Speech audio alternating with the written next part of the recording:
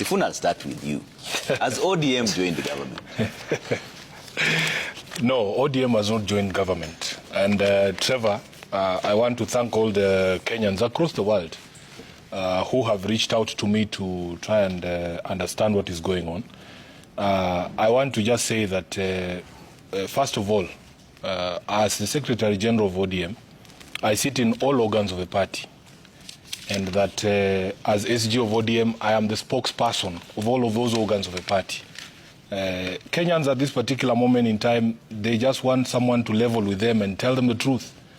Of course, there's been a lot of speculation as to the import of what happened yesterday. But the truth of the matter is that there is no decision of any organ of ODM that I sit in to join the route of government.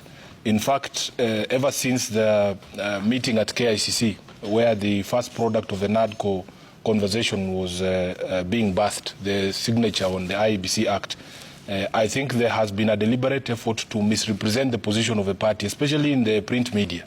And I have to be honest with you, Trevor, that I personally am not very happy with the way that the media has chosen to report the matters that have happened in the past few weeks. Because at KICC, our leader spoke very clearly that what the party would have wanted to see is a national conversation. And there has been a deliberate effort in media to conflate a national dialogue with a dialogue between ODM and UDA, or between Raila Odinga and William Ruto, to join his government. Nothing could be further from the truth. And we are being accused of not communicating clearly. We are being accused of prevaricating. We are being accused of doublespeak. We are being accused of being wishy-washy or being turncoats and turning at every turn.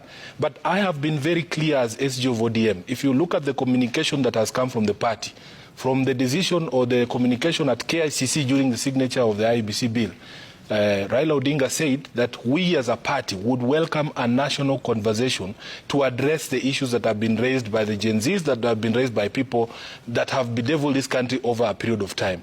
And when he finished that conversation, he came and convened a central committee of the party, because that's what Baba always does. If there is no opportunity for us to meet before an event, he always comes back to the party to brief the party and to take a common position. So he comes and we have a central committee of the party. And after that central committee of the party, we make a declaration, a statement from ODM. I write these statements myself and I read them myself. There is no confusion on the part of the SG of ODM. There is no confusion on the part of any organ of the party.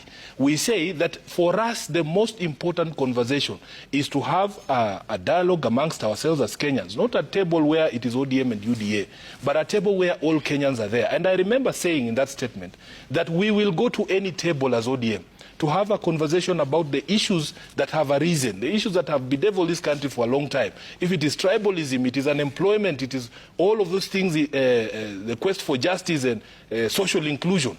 We said we would go to any table. We also said, Trevor, that we would not object to any person being on that table.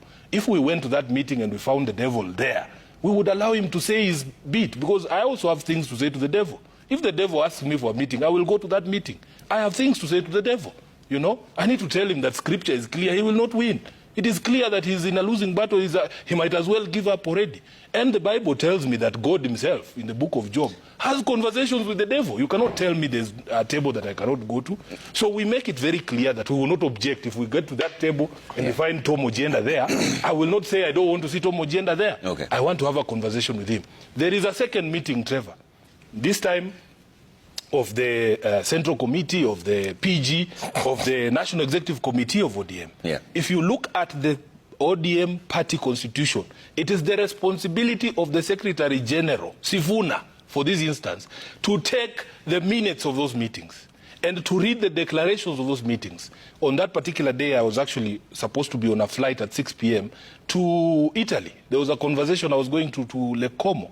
I read the resolutions of ODM as passed by the joint PG and NEC, and in none of those resolutions was there a resolution to join the route of government. Okay.